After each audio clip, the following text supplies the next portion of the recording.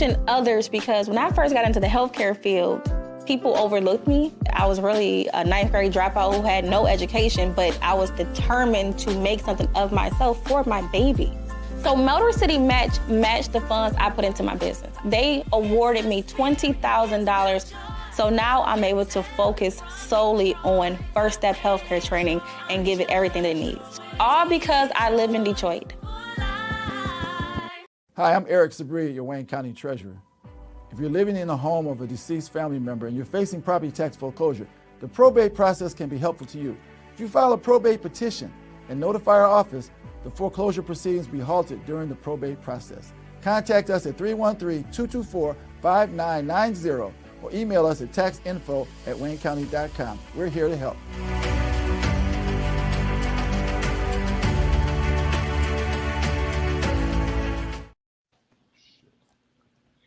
Good morning, everybody, and welcome to another episode of The Week That Was. My name is Saeed Khan, broadcasting to you from jolly old England in London. Yes, as you can tell from the accent. Again, another momentous week of news happening around the world, locally and at the national level. So let's just jump in with whom we have on today. Joining us is entrepreneur Myles Wilson. Hello, Myles. We have two of the three lawyers, Joel Sklar and Bill Seikaly. We have currently, as I see, labor and community activist Barb Ingalls, veteran journalist Nancy Derringer, and of course, co-founder of Deadline Detroit, Allan Lengel. So let's go ahead and start with the international first. I think a news item that certainly caught a lot of people by surprise, even some of us crusty Middle East focused historians and analysts, and that is the removal after 24 years of the Syrian strongman Bashar al-Assad. His fall came within mere days. Apparently, he and his family are now ensconced comfortably in one of the 18 luxury condominiums he owns in a building in Moscow, where his son apparently is getting a PhD at the other MSU, Moscow State University. Go green. He doesn't have any windows that open, okay? Well, I mean, I don't, I mean, what would it be? It's not the Spartans. Would it be the Slavs? What would be the mascot? Oh, for the Moscow State? Yes. The Dynamos. They love that name. Oh, that's actually a team, Dynamo Moscow. Yeah, I'm sure it is. They love that word. It means like power plant. Huh? The Cossacks. I like the that. Cossacks. Yeah. Great. That would be a great mascot going around the stadium with a sword. The Caucasians, because they're from the Russian ethnic Russians from the Caucasus. Sure. So yeah. Well, my favorite Russian city name is Magnitogorsk. Which runner-up would be Archangel, but yeah, Magnitogorsk. So I had a friend who used to say that he lived in the Norilsk of romance. So he was in some Livonia in Russia too. Livonia, I don't think. I don't know, Nancy. That might just be beyond the pale. But, well. We find now, as the news reportage is coming out of Syria, not only have we this real transition that's occurred there, a rebel group named Hayat al-Tahrir Shams, which at one time had been part of Al-Qaeda in Syria, or Jabhat al-Nusra, during the Arab Spring revolt that began in 2011. Now seems to have moderated, and the leader, Mohammed al-Jolani, seems to be feted by many to the point where the Biden administration is now considering lifting the moniker of terrorist organization from HTS and also from Mr. Jolani directly. But the true brutality of the Assad regime is now starting to emerge. With the release of thousands upon thousands of prisoners from a very notorious prison where torture was rife, as well as several other acts of brutality, violence, and even rape. Bill, I know we were talking before we went on air about this, and you said that you saw something that particularly shocked you. Yeah, there are a couple. One is there was a I want to say an NBC reporter, but it could have been a CNN reporter who was touring the prison, and they found a blanket, and they didn't know if it was just a blanket or if somebody was actually underneath it. And they were recording, and one of the guards pulled the blanket, and there was a man underneath it who had no idea that the regime had been toppled, no idea that he could walk out freely. He was terrified. The man, one of the rebels with the gun there, was one of the guards. He didn't want to leave the. I'm getting a note. It was a CNN reporter, and he didn't want to leave the cell because he was concerned that there would be fighting outside, and no one could console him. He actually grabbed the hand and arm of the reporter and wouldn't let go. Eventually, he went into shock. They brought a doctor and they took him off in an ambulance. Wow. But it was one of the most moving stories I think I've ever watched on television. But in that same report, they were showing a machine that they at least theorized was used to, like a car crusher, but it was used for bodies because they killed so many people. And Saeed, while you were right, there is this famous prison. There are actually hundreds of these prisons throughout Syria. Many of these people are still, the cells haven't been opened. The story I was telling you about, actually, one of the rebels had to shoot the lock off the door to be able to get in. That's when they found this guy. Huh. So there's still people in these prisons. They don't have great records. They don't have the count on people. To say that this regime was brutal is an understatement. And you've just got to wonder how governments across the world allowed this to go on, allowed this regime to continue. One of the most brutal things you've ever seen. And I'm sure it's going on in other countries, but it's horrific. Okay. Well, we were also talking, Bill, a bit earlier about how there were incidents after 9/11 where it seems that even the U.S. government was involved with sending suspected people affiliated with 9/11 for which there was no evidence to Syria to knowingly allow them to be tortured by the Assad regime. And there's also allegations that Syria may have been a site for CIA black ops. So there could be some very, very incriminating evidence that comes out as this unfurls. And Barb. that's why they don't keep records, right? Right. Yeah, right. So I'm going to ask the most naive question that you guys are probably ever going to hear. But is there U.S. aid heading over there in giant planes and to get medicine? And I know, I'm sorry. I just keep thinking that, that's actually a way to stop future extremists is to help them. I know it was naive to ask that question, but it actually isn't. I think it's interesting. You're absolutely right. Tulsi Gabbard has defended that regime. I mean, look, it was no secret. I mean, I don't know if Assad was responsible for killing, they say, hundreds of thousands of his own people. I mean, how you come out and how this woman is now going to be, supposedly head of all intelligence for a woman who's, shows little intelligence when it comes to foreign affairs. I think what was really interesting about it, Alan, is that the quickness by which Russia and Iran, who had been longstanding allies of the regime, they just simply left. Russia seems to have much more invested because of its naval base, its main naval base in the Eastern Mediterranean at Tartus. And so it'll be interesting to see that once the dust settles. And I mean, right now, we actually don't even know who's going to be in charge in Damascus. That has to be resolved. But I think it's really interesting to see how we have been very deferential about an individual and an organization which until fairly recently was on the American blacklist. I mean, I think Jolani still has the $10 million bounty on his head. that the U.S. had put.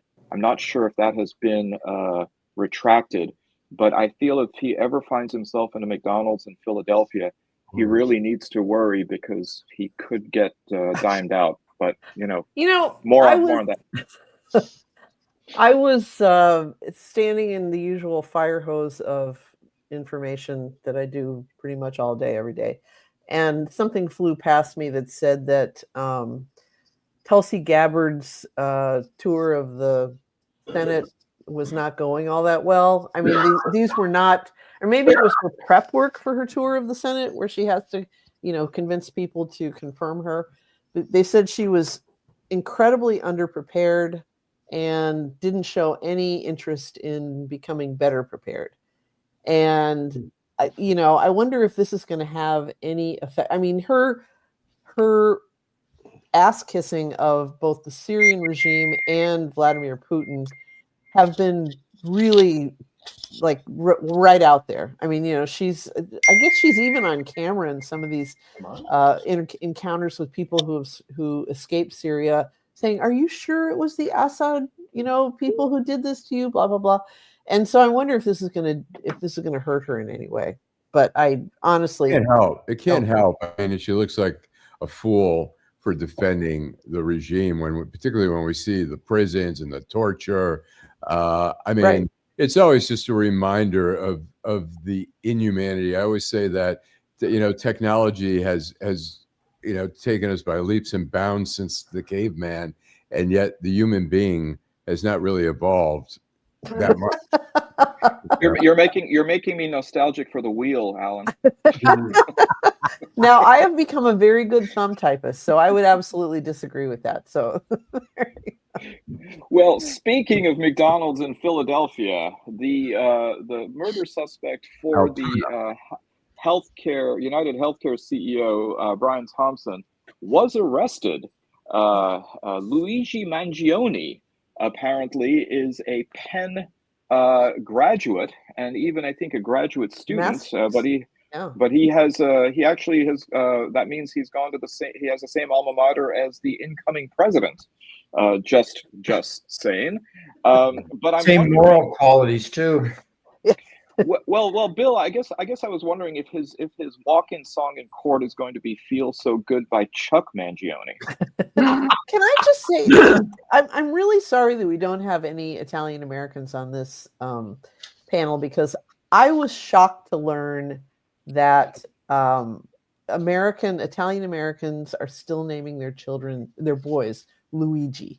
I mean, I thought that the Mario and Luigi, video game and empire would have stopped that, and this kid is young enough that Mario and Luigi were definitely a thing. But I have a nephew named Luigi. You do really? I really do. Nancy, the question, I think that's the wrong question you're asking. It's not whether they still name their kid Luigi, but why don't they name their kid Bowser? Nancy, in answer to your question, I don't find that surprising, but it's because all ethnic groups in this country tend to continue to use their names. I mean, I know, and they've been not uncommon in this country for a long time. And honestly, I have to say, I prefer Luigi to some made up Larry, whatever creative spelling kind of name that I see like every day in among young children. So hey, Nancy, my real name is Shlomo, but I knew it. Well, so one of the things that I'm seeing, thank you, Bertel. The guy actually charted #1 song in the country using a flugelhorn, and I think that'll last longer than DiMaggio's hitting streak record. But I've been seeing on social media a kind of lionization of Luigi Mangione, which is, I think, somewhat disturbing, because it seems as though they're looking at him as being some kind of hero for taking out a corporate head. Barb. I think that there is a lot of lionization of him. A friend of mine in England that makes T-shirts sent a new design that he had, and it was Luigi from the video game, but he's wearing a hoodie and he's carrying a gun, and it's like that. But there's also been a lot of really interesting, to me, very interesting people going over his manifesto. And I mean, this guy is all over the place politically. He listens to Tucker Carlson and Joe Rogan, but he's also very anti this vulture capitalism that we have going on, and he's justifiably angry at the healthcare system. None of this adds up to excusing shooting a guy in the back.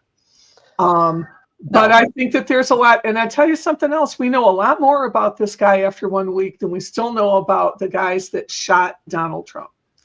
One guy shot Donald Trump. The other guy was preparing to shoot. The other guy was preparing to shoot Donald Trump. I'm sorry. Mm-hmm. But I mean, I think that it's worth examining this whole thing a lot more closely, because somebody, I guess the Enron CEO got pied in the face the other day. Yeah, there's an old lady, and the current CEO of United Healthcare sent a video out to his people saying, we're going to continue managing healthcare. Right. Well, they had to say that, but have you heard about these wanted posters that have gone up all over New York City with the pictures of a lot of these healthcare CEOs and others who have been accused of shall we say, vulture capitalism. And I'm sure we're going to see deny, delay, depose T-shirts before too much longer. Right. I get the feeling that even though this was indeed an indefensible act, right. It kind of reminds me of what we were talking about last week when we had Sam Robinson on, who, of course, is younger than every single one of us by decades, and can tell us things that we just don't know because we either have good health insurance or we just we don't have our feet in that pool anymore. And I feel like there is some great reordering going on. The re-election of Trump, I think, had something to do with it. And, I'm interested to see how it turns out, but I'm also a little apprehensive because I think it's going to be very different from what we are accustomed to. I'm curious. And I just want to add one more thing. Myles. I want to hear from Myles. I do too, but can I just say one more thing? Yeah, sure. The classic time for a psychotic break from a person, with schizophrenia or something is somewhere between the ages of 19 and 25. Yeah. That's when the illness asserts itself, and so it's possible that could have been what happened with him. Sorry, Myles, go ahead. Yes. Myles, this is not a segue to your age, but given the fact that you're an entrepreneur and the rest of this group is fairly Marxian, how do you feel about this whole idea that the anger toward capitalists or who represent capitalism and corporatism are now being targeted in this way? You there, Myles? Or let me ask you. Let me ask a different question then, Myles. I think Myles. Oh no, he's frozen. Go ahead. Oh, he's mute. I think you're muted. Myles, can you hear us? No. There you go. Go ahead. Going in and out, but to what? All right. We got coming in and out. We can't hear you. We're only picking up every fourth word. Yeah. 10th word, maybe 100th word. Yeah. If you can switch to semaphore, we might. I think Bill knows that. We can't hear you, Myles. You're coming in and out. All right. Let's. Bill, you go in the meantime. Read it out loud. Doing. Yeah. All right. Bill, why don't you go ahead then while Myles fixes that. I'd like to try and connect a few dots here. First of all, I don't think you can defend somebody who shoots somebody in the back. I think even this crowd can't argue that point. But it's also not a great leap to say it's hard to feel sorry for somebody who is in charge of a company who has done so much work to make money by depriving people of fundamental health care and causing people to lose their lives. Right. Or suffer pain. You then take that and add it to the Trumparian atmosphere. This atmosphere that if I don't agree with it, God damn it, it's wrong, and I have a right to vigilante justice, which is really Trump's playbook, right? Trump didn't like the election. Let's go storm the Capitol. Trump doesn't like reporters. Let's throw them in jail. We don't care if they broke a law.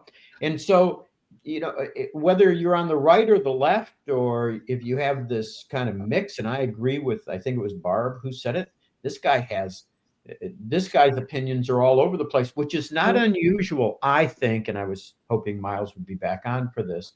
I don't think that it's that unusual for young people today. That some of their views are very far to the right, and some of them are very far to the left. And, you know, they kind of mix and match, and they're not stuck with, you know, the traditional R and D, or left and right.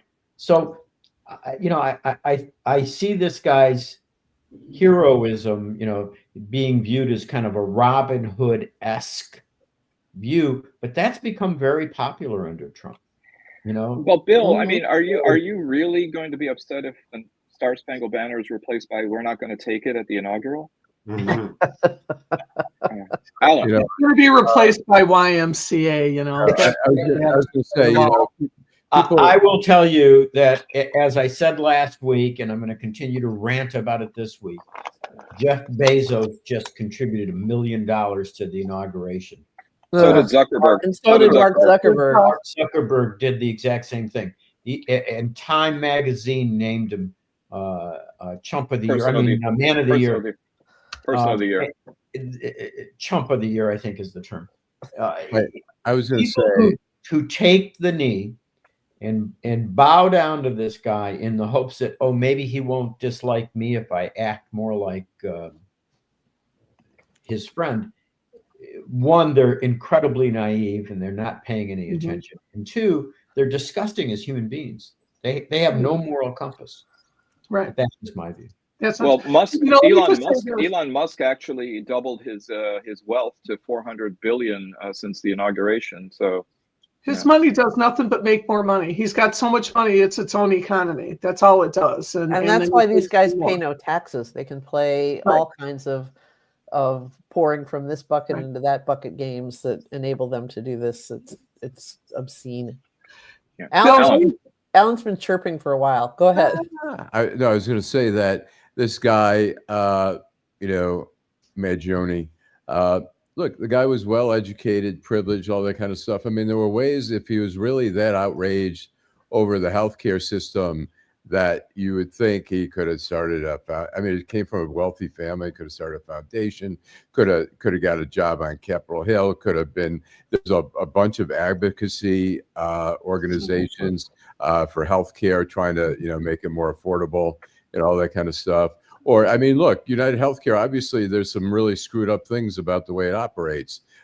There's ways to expose that. Nobody knew, you know, the majority of the country didn't know about just how much they were rejecting stuff. I mean, there's just other ways besides. But that's why I bring up the mental illness thing. I mean, it's like, yeah, that's for a person who's thinking correctly and, you know, isn't fogged by psychosis or something else. Not only do I agree with Nancy, but given his wealth, his family's wealth, the idea that he had United Healthcare as his insurance carrier, it seems implausible to me. Well, but family wealth isn't something like it's a giant Scrooge McDuck, you know, a vault full of money that anybody can just pull from at any time. I mean, we don't know the circumstances of his, if he has a trust fund, if he had an inheritance. I mean, you know, we don't know that much. I got to tell you though, we're all older, except for Myles, and you know, everybody I know who reaches 65 and is able to enroll in Medicare treats it like they have just finished an ultra marathon. You know, you've broken the tape. Mhm. Finally, you can get health care that that a reasonable person thinks they should get, which is, you know, you pay something, but you get what you need. It's excellent health care. So Speaking of polling, Nancy. Yeah. Speaking of well, polling, I was just talking to some young friends of mine in their 30s this morning on our group chat. And, you know, he's like, we switched to United Healthcare. I need these eye drops to keep my eyeballs from like bursting into flames from staring at this computer screen all day. And I have like a TMJ issue, and there's a steroid that I take, you know, a shot every however many months. Both of them not covered anymore. These eye drops are like hundreds of dollars. I mean, it's just, and imagine if that's, you know, you need this to do your job and suddenly it's not there anymore. It's fucking bullshit. So right. And I have to say, and I mean this with great love and respect, but everybody here is of a professional class, right? True. Away from that, people don't have availability to healthcare. They don't have anything like it. They don't have the money to buy the eye drops.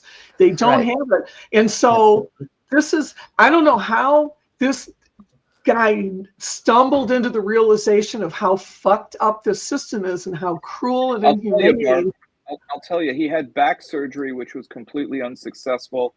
And apparently he's not able to shag anymore. No, I'm sorry. This is serious. And again, one more time, I'm going to say I am not excusing the murder, but this did not happen in a vacuum, and it popped up in the craziest way. But this is something that the veil has to be lifted off this. People in this country are suffering from lack of health care. Well, it's not even that. Just so I can say, the whole zeitgeist and purpose of insurance companies is to make money. They're in business to deny claims, not to say, hey, let's give some of our money away. So there is always going to be a denial. I have yet to see a carrier, my God, this is terrible, let's write you a check. People come to Bill and they come to me because insurance companies of all sorts refuse to honor their obligations. Right. And healthcare is no different. They make a profit, they get paid on the claims they deny. It's an automatic denial in almost every sense. And so the anger is engendered justifiably. It doesn't excuse the act, but the anger. I got a buddy who has a condition, a neurological, like ALS, and they keep denying him coverage. It's 26, 30 grand to get injections. They deny him every time. He suffers every time. He appeals every time. He finally wins, but he suffered for 6 fucking months for nothing. Yeah. So is there hatred? God damn, yes, it's well deserved. It is earned hatred, and that's why you're getting your profit. Myles, not only is Joel absolutely right, but if there's one area in which insurance makes no sense, I mean, you can argue about it in terms of, you know, property liability and personal injury and stuff like that. You can make those arguments. I happen to not agree with them, but you can make the argument. But in healthcare, the idea that we ought to inject the profit motive into healthcare coverage, to the human body, absolutely inhumane. And I have never understood America's opposition to a single payer plan, universal healthcare, socialism, that awful word. Well, let's make Bernie Sanders look like a crazy-haired maniac instead of listening to him. That's just how the insurance companies protect their profits. Right. Myles, now that you're back, I'd love to hear your take on this whole thing. For sure. So like everyone else highlighted, anyone that was slain in this process, definitely send condolences out to the family. But it just highlights a few things that you guys have articulated. The issue as far as the healthcare system here within the United States. The other thing that it points out is this veil that's continuously, someone that had that much access to the information, even find where the CEO was at to be able to take that kill shot. I feel like that's something that needs to be analyzed as well. The fact that he was able to get out of New York, get to Philadelphia, just the whole process for this whole situation just comes off as baffling to me. It seems like something that came off a movie script, something that Christopher Nolan wrote. So some of the things don't add up. Shareholder meetings are public. and so he would reasonably assume that the CEO would be at the shareholders meeting because they always are. And so that doesn't surprise me as much. And the fact that he was able to get away on a bicycle and slip into Central Park in New York. I mean, at 6 o'clock in the morning, that's not, I mean, he was thinking. I mean, that's a sign of intelligence. Right. Not if it's a sign of intelligence, how do you get caught at a McDonald's? So that's what I mean. Well, that's the other thing. I mean, yeah, you're right. He was hungry. If He was hungry. He wanted to get the new no idea McRib. what the appeal of a hash brown is. Yeah, he wanted to get a new McRib, but right, he's not smart if he's eating at McDonald's. Well, actually, Allan, in Philadelphia, that would be cover because otherwise they expect you to find you at Pat's or Geno's for a cheesesteak. Exactly. So maybe He'd still be on the loose if he had gone to Pat or Geno's. He was in Altoona. Yeah. And another point to bring up, my fault, Allan. I was going to say another point to bring up. All the material he was caught with, it just seems too perfect. Unreal. It too just convenient. Seems too perfect. It seems like it was set up, convenient. I'm not sure what hands are at play in terms of this, but it's definitely something more emotion than. Okay, kid. Which pocket do you have your manifesto in? Because they always have. I'll tell you what. Kaczynski too, man. It's if Jack Ruby's grandson kills him at the indictment, then I'm going to start getting suspicious. Because you think this guy is going to live to trial? And that's a serious question. No, that is. I think that this is, it's very Trumpian, except for it's not supposed to be turned on them. Right. It's supposed to be turned on us. I think getting Epstein is now actually a verb. And if it wasn't for that stupid phrase brain rot, we could have gotten that into the Oxford English Dictionary this year. But by the way, Myles, we're gonna give you Nancy's contact information so that she can explain to you who the hell Scrooge McDuck is. But Allan, I was watching this morning on MSNBC. They were talking to a factory worker who was retired, but a year before, or maybe 6 months before his retirement, where he was going to be able to get Medicare, he needed to have urgent heart surgery. And he said, he told the doctor, I can't afford it. I'm going to wait till Medicare. And the doctor said, you've got like 2-3 days. You don't have 6 months to wait. Right. So he had the surgery. They have a bill outstanding of $100,000. The hospital is trying to basically foreclose on his house to get the money. I mean, that's our healthcare system, summed up how fucked up it is. It really is. People are going to lose. There's a GoFundMe out there for that guy. Yeah, you have Our embarrassing fucking country. Yeah, it is embarrassing. But it's not just this guy. I mean, we also have, for example, it looks like Santa Claus came to Ann Arbor. President Santa Ono of the University of Michigan has been given a contract extension until 2032 and a raise, putting his base well above $1 million. Here's a man who just over the summer was worried that he was going to get hauled in front of a congressional committee and get busted for not doing enough regarding the campus protests. It looks like somebody's been pretty happy with his performance so far. So that is just whack money. I don't understand. I mean, $1 million. I understand that a modern university is a very complex organization. You really do have to be a CEO have a highly trained CEO mindset to run one. But that kind of money just blows my mind. And oh well. Compare that to Detroit Public Television. Nancy. Well, I worked as an adjunct at Wayne State for a couple of semesters. I take issue. I worked with some corporate campaigns in my time during the strike and afterwards, and you get the same answer every time. We have to pay that amount of money to get the best talent. Right. Well, and the last guy they had was carrying on some kind of Stevie text affair with Schlissel. Somebody in his office. It was Schlissel, I tell you. I think that we've gone so far away from this. I've used this in my law firm for years. I think you have to look at what do the people at the top make, and then what do the people who do the work make? And there, I think you can make an argument about 10 to 1, maybe even 20 to 1, 20 to 1, 50 to 1. 50 to 1. When you start getting 1,000 to 1, you can say that we need to spend $1 million or more to have a university president. What are you paying the professors? Exactly. What are you paying the teaching assistants? Yeah. And how do you rationalize that being that far out of whack? Mm-hmm. And so I have a problem with saying it's what we have to pay to get the best, because you're not making that same argument for getting teachers. Well, You're and not making that yawning gap is one reason that younger people who cannot get a toehold on the ladder are so angry, and why their politics are all over the map and everything. And it doesn't help when when people say that we have to pay this to get what's to get the best. It's like, I'm pretty, some people are probably saying I'm pretty good at what I do too, but I'm not getting anything near that. I'm a 1099 permanent 1099 person. Well, Bill, if it wasn't for my name, image, and likeness revenue, I'd be eating at that McDonald's in Philadelphia every day.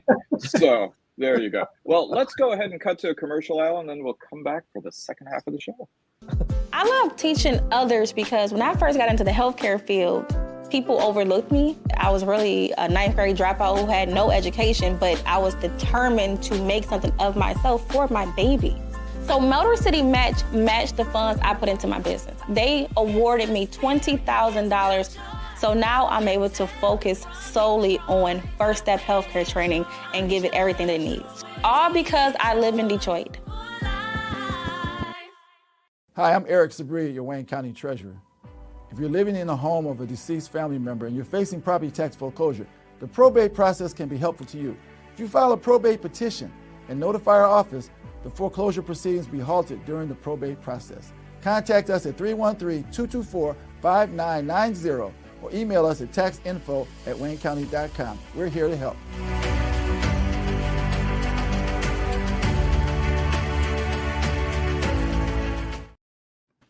Well, 2024 is going to be known for many things, but it's particularly going to be known as the year where Jay-Z finally hit 100 problems. So looks like, or as they say on this side of the pond, Jay-Z apparently is now being accused in a civil lawsuit that he had engaged in underage sex. It seems as though this is part of the Diddy Daddy Chronicles, and yet another prominent member of entertainment seems ripe to fall. Is this the case with Jay-Z? Thoughts? Well, he says no. So God only knows. It's an old, allegation, but who knows? You know what? I have no idea what those parties were like, or you need somebody who's in the know. Because you blacked out too early, Joel? Is that why? I got to be in bed by 9:30. I'm an early guy. But seriously, it's like you need somebody in the know. God, it's easy to make an allegation. It's easy. That's easy to do. And this guy Busby, I don't think which is a lawyer, may not be the greatest guy in the world. So it's easy to stain a reputation. I withhold judgment until there's more. I being falsely accused of it all. If he did it, he deserves the disdain he'll get. Bill is pulling his hair out. Well, what little I have, I'm pulling out. This is an area in which I practiced. I did a lot of cases involving sexual abuse among young people, and women in the workplace and students in school.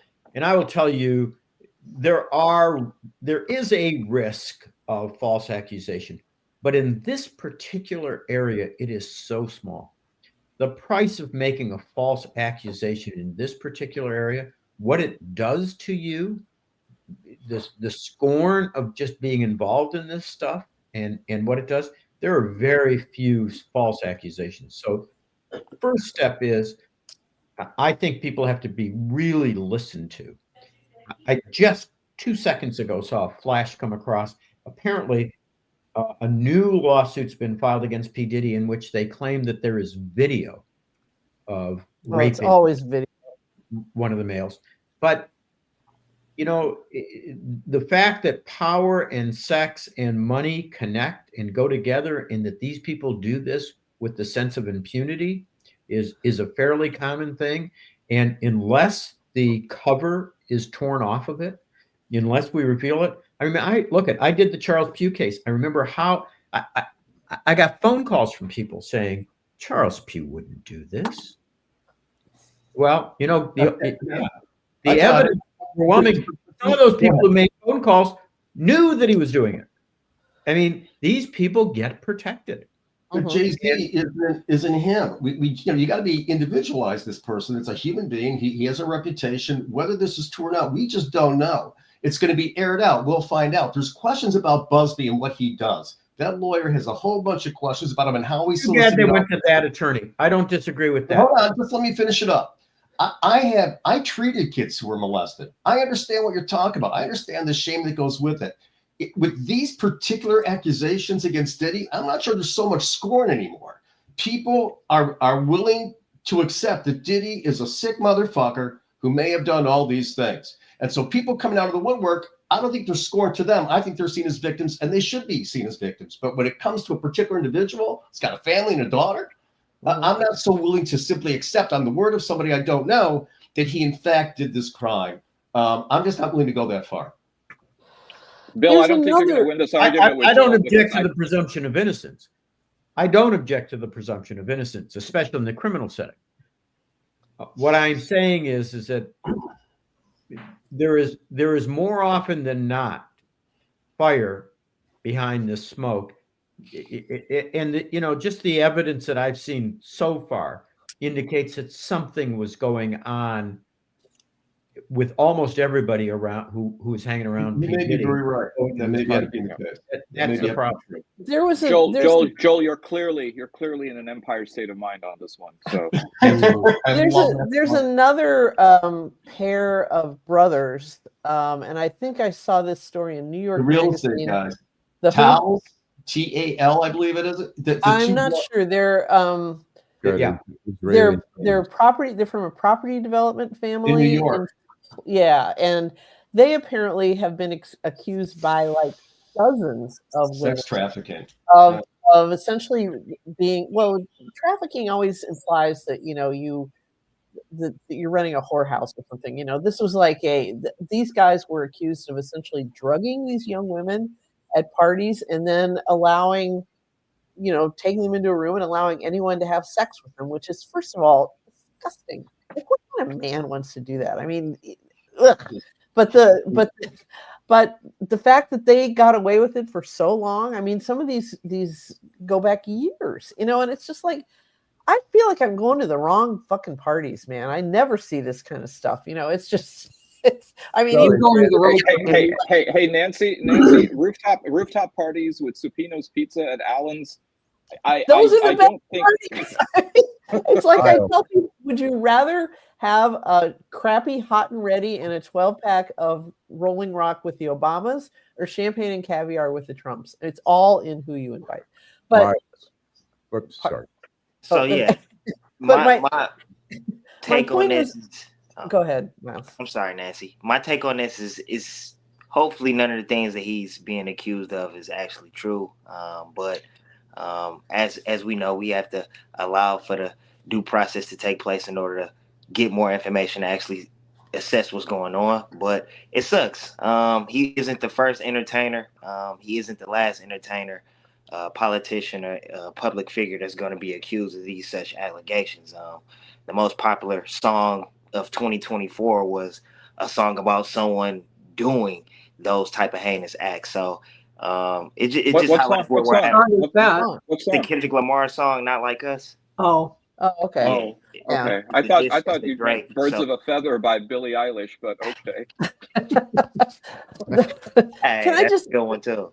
Add one other thing too? I am already hearing things like, well, Sean Combs wouldn't have done that because he had J-Lo at the time, or Donald Trump wouldn't have put his hands on this woman because he had Melania in his back pocket. It's like, that has nothing to do with that. Is the most ignorant take on this that I can imagine.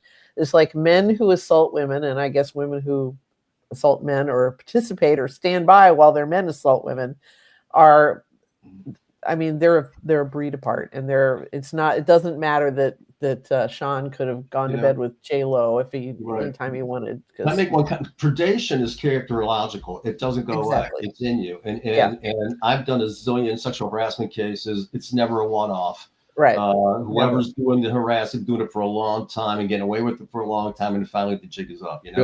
Bill Cosby. Look, Bill Cosby could have, I'm sure, had his pick of women, and yet he chose to drug women. And there's something about his something. Yeah, I mean, it's about power. It's about using power to get what you want, and the sense of impunity and the ability to play with it. I mean, Giselle Pellicard. Hey, all of these topics that we talked about today is about getting power, whether it's how Assad losing his position over a 50-year reign his family had, and whether it's the United Healthcare. It's all about power. A lot of these moves, a lot of money that's being transaction for these different events to take place is about power. Everything is about power. Well, Myles, and we've got people who are looking and striving for more power. So Detroit City Council President Mary Sheffield has decided that she's going to run for mayor, and it looks like former Chief of Police James Craig is at least mulling the idea. So I know it's only been a few weeks since our last election, but the election cycle for the next time has already begun. How do these announcements sound regarding the future of the city of Detroit? Myles? Exciting. I was about to say exciting. I feel like anyone should be able to put their name in, especially people that have been already public service space.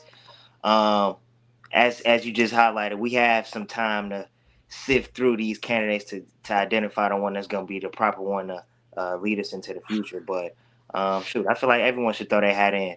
Everyone that's qualified, throw their hat in, and then allow the due process for us to figure out who's going to be the best. I think that should be you then, Myles. Hey, come on. Come on. Let's do Myles it. for mayor. Myles for mayor. Myles for mayor. Nice one. I look at some of the people are running, and including, if Chief Craig has had a really poor record since he's become a politician. I mean, ran for governor, got booted off for bad signatures, barely got started in the Senate race and dropped out this year. To me, being a resident of Detroit, I mean, one of the most important qualities is good management. Are any of these people good managers? I think for whatever you think about Mike Duggan, I think he's a great manager. I mean, he knows how to run a big business, a big city, whatever. And I'm hoping one of them steps up, and whether it's Joe Tate or Suntil Jenkins or whoever, I'm not sure who's going to be the one to do it, but the city really can't afford not to have a good manager. We've had so many poor managers over the years, and it's ended in disaster a lot of times. And there are very few good politicians who are good managers. Yeah, right. I'm surprised, just to add another name to this.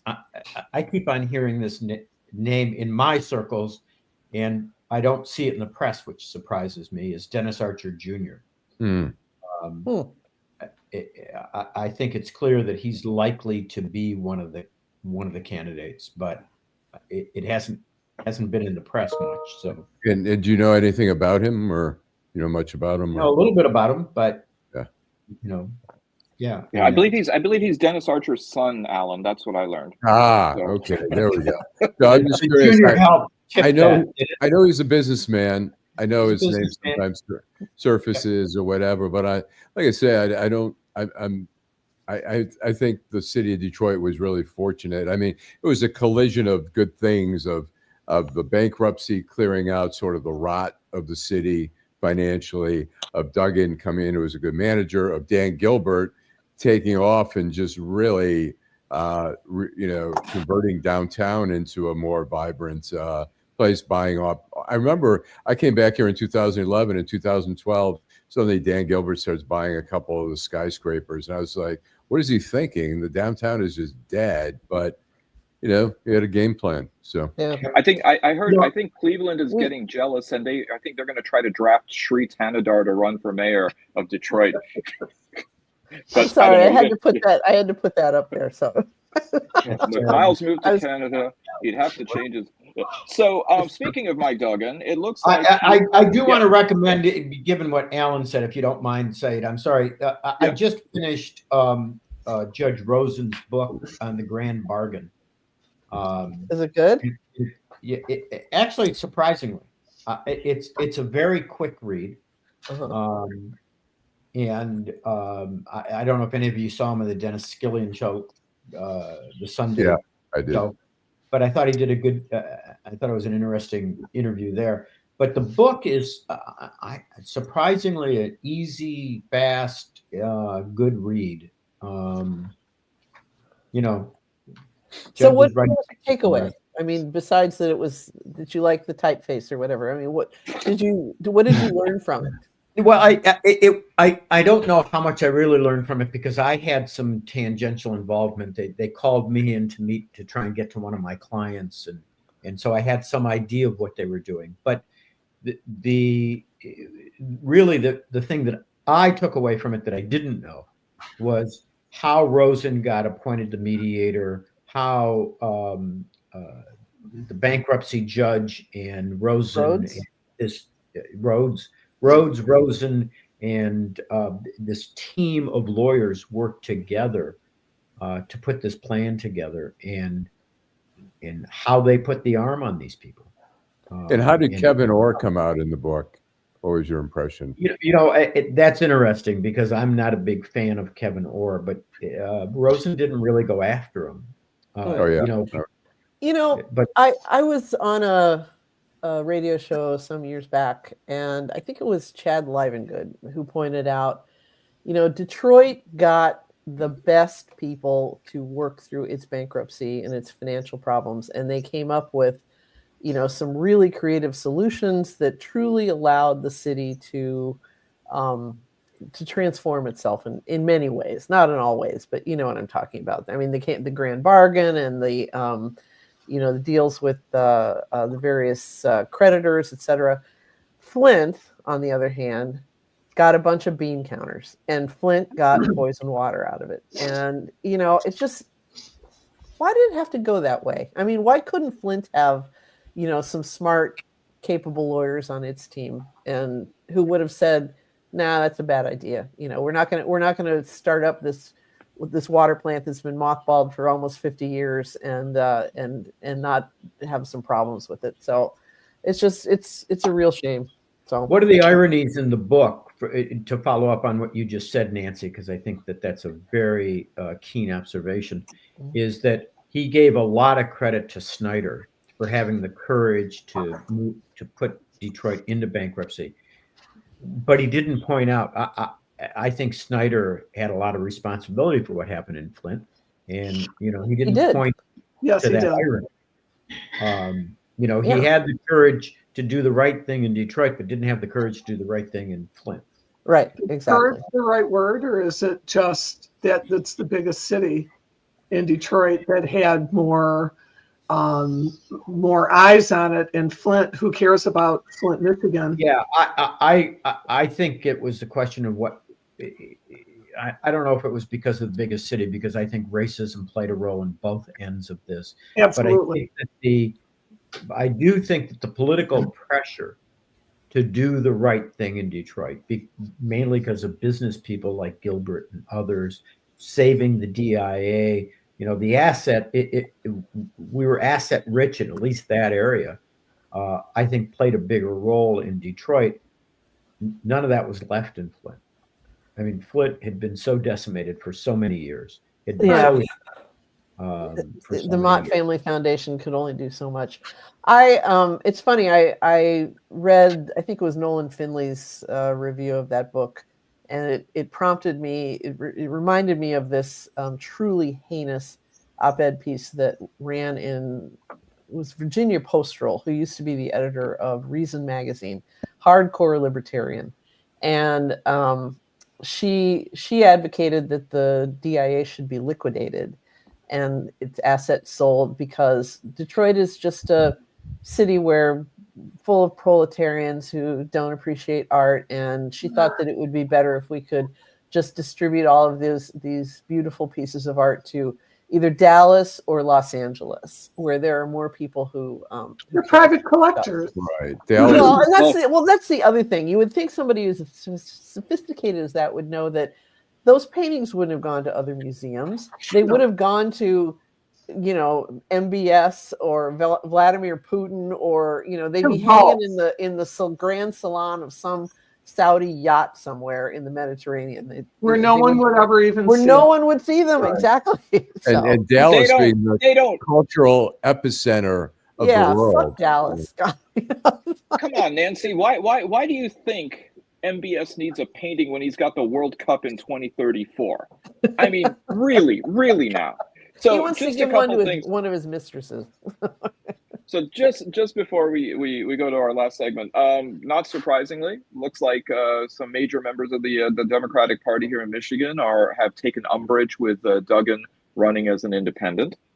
But I'd like to go ahead and close with the main segment with also the closure of an era here in Detroit, and that is WDIV's main anchor Devin Scillian is going to be broadcasting for the last time on Channel 4 today.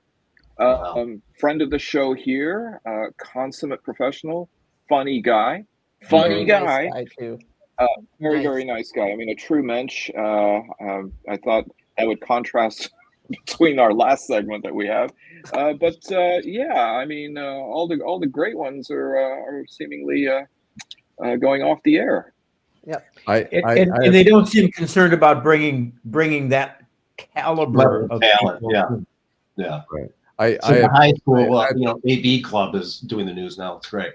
Yeah, I have to say, I think Devin Scillian was such a credit to the profession. I mean, he did his job so well. He didn't tip his hand politically, even though I have a pretty good idea, having spoken to his wife at a party, where they stand politically. But he was a consummate professional, smart. I mean, just a class act, and really a credit to the profession. We're looking at seriously, never challenged a mayor to a fight on air. But we here at Deadline Detroit have, been really fortunate with the week that was. Devin Scillian, Huel Perkins, a couple of really good friends of the show, having him on. So Devin, the Jayhawk, the best Jayhawk I know, Kansas Jayhawk, wishing you well in your future endeavors. So with that, Allan, let's go to the final segment. Downtown Detroit, Robert Wells, Schmuck of the Week. Okay, so Myles, we're gonna warm you up. You can ease into this. We're gonna show you how a couple of other people decide on who their schmucks are, and then you can chime in. Bill with the festive red sweater. I have two. One is whoever we don't have names as far as I know, but whoever attacked Jordan Acker's house and vandalized his vehicle and did those terrible things to him. It happened again? Yes. Yeah, well, it was his office the last time. It was Monday. His office last time. This was his house. And they threw jars of urine. And as he pointed out, with his daughter sleeping upstairs. Yeah. I may disagree with him on his view of the Middle East, but he certainly, I know him. I've met him a couple times. He doesn't deserve this. Certainly not for being a U of M regent. It was despicable, and whoever did it deserves to be Schmuck of the Week. And the rest are the same people I had last time. Everybody who's taking a knee to Trump and shouldn't be. Yeah, those are my Schmucks of the Week. Those good ones. All right, Barb. Speaking of that, I would give it to Time Magazine. Sorry, did I get you, Nancy? No, I just feel like getting the newly elected president is always the person of the year, and who gives a fat rat's ass about Time Magazine anymore? I mean, Trump, right? You know what I mean? They did pick Hitler in '39. They did pick Hitler, and they have picked Stalin, and they have picked all of them. But I guess I am trying so hard to avoid a lot of this because my soul is still a little bit crushed from this fucking election. Mhm. But now I know that when I go to Holiday Market, I'm going to have to look. So I'm going to have to do what I always do, is I'm going to either turn the magazines around or I'm going to take them and I'm going to go put them in the feminine hygiene section because Or And I Magic think Marker, Magic Marker with mustaches on Trump. I don't want to have to pay for them. Or So maybe- instead, I just maybe tried to one do of those creative jerkery. So yeah. But that is Hey, always Barb. fun. All of George Bush's books always end up on the douche. It's my little Barb, to me, I mean, I think the Gallagher brothers were bringing the band back together. That should have been Time Magazine's focus. But, Yeah. you know, what are you going to do? All right, Myles, you've heard how the Schmuck of the Week goes here. Who's yours?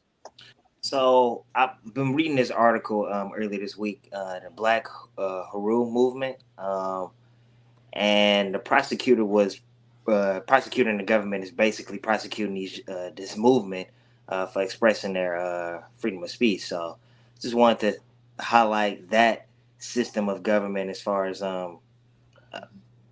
people. What is the movement? What is the The movement? Black about? Who movement?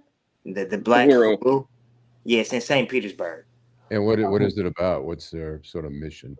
So their mission, I mean, they just want to express their political views without having any contestant to it. So that's pretty much what is spreading the Russian propaganda or talking about the United States election. So that's why the government ends up cracking down on this movement.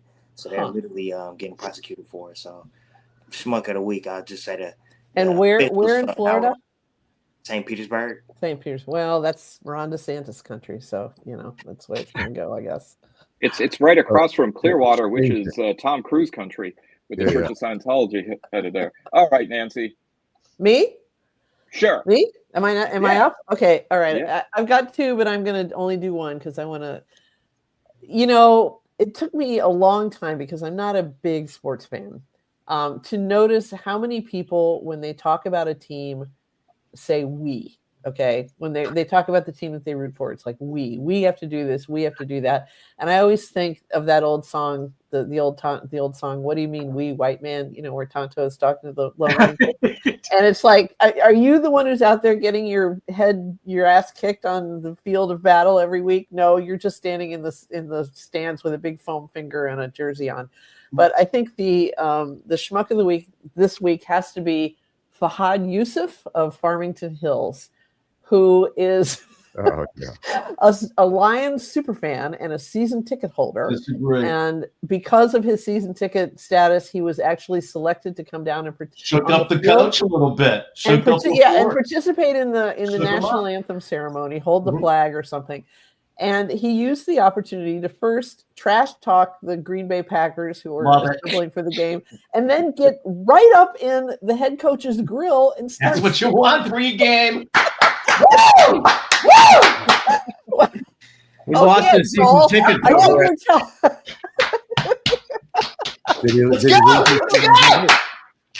the season ticket over that? I think we know who should not be a season ticket holder. But anyway, he's been banned for life from getting season tickets. Yeah. Well, yeah, he's been, and so for doing this, he lost. First, he was ejected from the field. Then he was ejected from his seats at the game, and then he was later informed that he was forfeiting his season tickets for the rest of the season, and who knows, maybe forever, because he simply couldn't control himself. I hate to say this. I'm a pretty big Lions fan. I was trying to figure out how I might get those tickets. Well, it's funny because all of the comments on the Detroit News Story, which still allows clients or comments, are, "Oh, so his tickets are available." Well, in a side schmuckery, I would actually give it to the Lions, who announced that they're raising ticket prices by 24%. What did you think we were going to do? Yeah. By the way, Nancy, he's actually been banned from every NFL stadium until he completes an online sensitivity course, and if he passes that, he'll be allowed back in the stadiums, but not as a season ticket holder. Wow. What humiliation, man. You know, I remember fondly the old days when Arabs and Muslims were banned because they had backpacks coming into the stadium. I mean, you know, this is a whole different level. Yeah. So, Joel. Well, I'm nominating Fahad Yusuf for Schmuck of the Week. It's like learn to control yourself. Act like you've been there before. Although Joel is on your side. But So we haven't been there.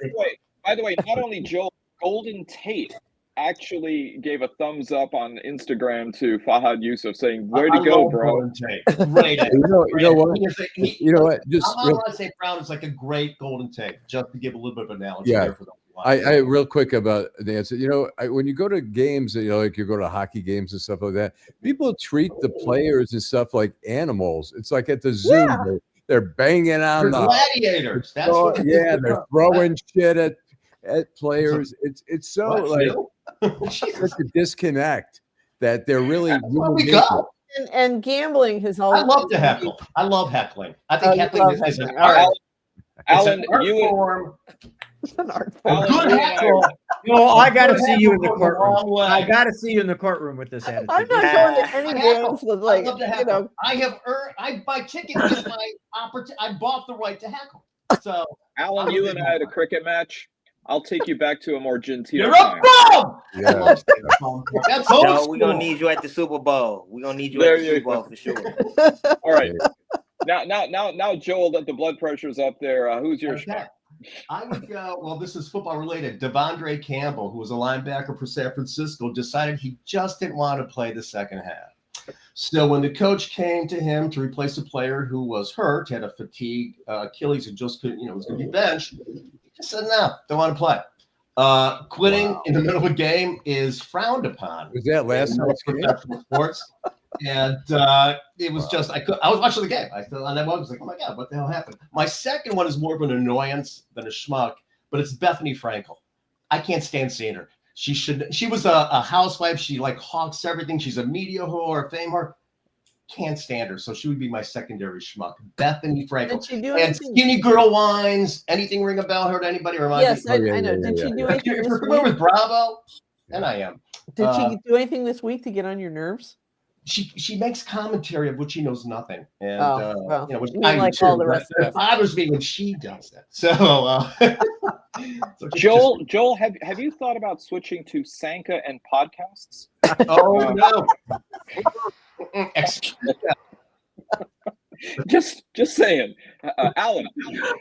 Mine is Patrick Soon-Shiong, the publisher, owner of the LA Times, who has, again, a editorial that was supposed to be, before it got published, saying how fucked up and crazy all the Trump picks are, not the nominees for cabinet positions, where he said it can only run if there's an opposing side to it. Well, look, an editorial page is supposed to be biased. That's why there's a separation between the editorial page and the newsroom. They get to express their opinions. They don't have to be this and that, and balanced or whatever. They're supposed to have a strong point of view. And guys like that are destroying, him and Bezos are destroying journalism by doing that type of stuff. And really, people are going to quit. People, you talk about some of the best people are going to leave. And it's a disgrace. And they're all showing up on Substack, which is a good thing. Yeah. So, Alan, are you a Brontosaurus plant-eating dinosaur, or are you more the fierce T-Rex type? That's I'm T-Rex all the way. We're all dinosaurs. You're gonna have to sing a few bars of Bang a Gong then. You're gonna be T-Rex. All right. Well, my schmuck of the week is stripper and convicted murderer Crystal Magnum, who finally has admitted and confessed that she falsely accused 3 Duke University men's lacrosse players, claiming that they had raped her at a team party back in 2006. David Evans, Colin Finnerty, and Reed Seligman were ultimately acquitted, and then the charges were dropped against them, but not before their names, their reputations, and probably their emotions were sent straight through the ringer. Now, I know that lacrosse is not exactly Coach K basketball fanaticism at Duke, but it's probably the second most popular sport at Duke. It led to then Duke president Richard Broadhead accepting the lacrosse coach's resignation, canceling the remainder of the season, which of course then affected all the other lacrosse players. These three individuals were suspended from the university as soon as the charges were filed against them. It was just as I'm sure some of you remember, a really prominent news issue. You realize you're contradicting what Bill said earlier, that this hardly ever happens, but it happened. No, wait. To say that it happened one time doesn't mean that it never happens. It does happen, but it's far more unusual in this particular area. I False understand. accusations in sexual abuse cases are far less common than in most cases. I understand what you're saying. I just thought it was ironic that you had just said that earlier. And keep in mind the Jackie Coakley UVA rape, gang rape fantasy also broke up around that same time. So that's two. But I agree with you. It's like, it's not. You'd have to be crazy to make an accusation like that and not expect it to ruin your life. But anyway. Yeah, I mean, I don't know if there's been any follow up to these guys 18 years later, but there you go. All right. I know that they prevailed on. Yeah. Well, thank you all for another great meditation on the week that was and the news. Thank you for joining us. I hope you come back. Myles Wilson. Thank you, Joel. Thank you, Bill. Thank you, Barb. Thank you, Nancy. And thank you with the last word, as always, Allan Lengel. Drive home safely.